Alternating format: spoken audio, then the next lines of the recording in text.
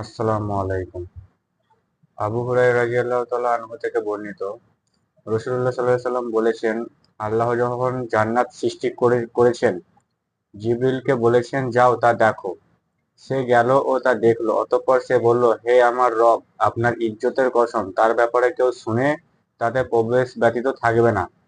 মানে জিবরিল আলাইহিস সালাম জান্নাত দেখে এসে বলছে যে, হে আল্লাহ, আপনার ইজ্জতের কসম, যদি জান্নাতের কথা কেউ শোনে তাতে প্রবেশ করা ছাড়া আর কেউ বাকি থাকবে না, সবাই তাতে প্রবেশ করতে করবে।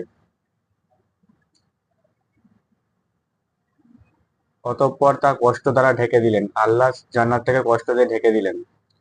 তারপর অতঃপর বললেন, হে জিবরিল, যাও তা দেখো। সে গেল ও তা দেখলো। অতঃপর এসে বলল, হে আমার রব, আপনার ইজ্জতের কসম, আমি আশঙ্কা করছি তাতে কেউ প্রবেশ করবে না।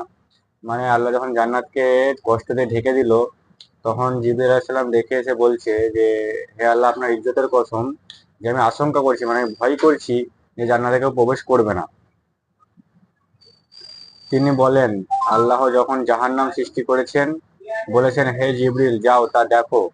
সে গেল ও তা দেখলো। অতঃপর এসে বলল, হে আমার রব, আপনার ইজ্জতের কসম, তার ব্যাপারে কেউ শুনে তাতে কখনো প্রবেশ করবে না। অতএব জিবরিল আলাইহিস সালাম জাহান্নাম দেখে এসে আল্লাহকে বললেন, হে আল্লাহ, আপনার ইজ্জতের কসম, এই জাহান্নামের ব্যাপারে কেউ শুনে কেউ তাতে প্রবেশ করবে না। অতঃপর তিনি তা প্রবৃত্তি দ্বারা ঢেকে দিলেন। অতঃপর বললেন, হে জিবরিল, যাও তা দেখো। সে গেল ও তা দেখলো।